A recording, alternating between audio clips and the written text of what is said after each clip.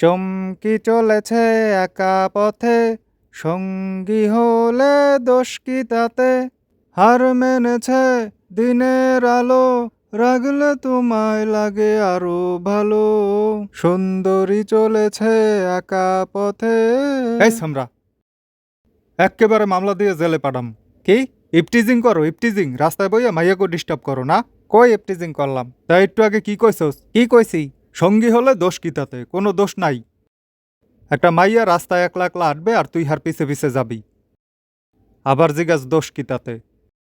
সুন্দরী মাইয়া দেখলে খালি পিছে পিছে ঘুরতে মন চায় না? তোর মেয়া গান গাইতে আসলাম, কিসের ভিতরে কি? এই আবার কেমন তারার গান? এবিলে নারী বিদ্বেষী গান তোরে শিখাইছে কেডা? এটা পুরানা দিনের একটা হিট গান।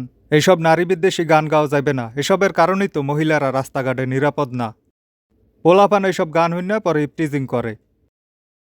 এ ধরনের বিষাক্ত গান এই মুহূর্তে নিষিদ্ধ করা লাগবে।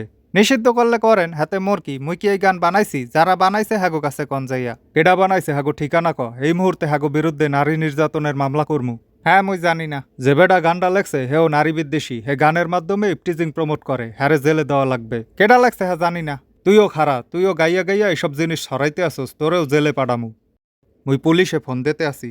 আরে কি অবস্থা!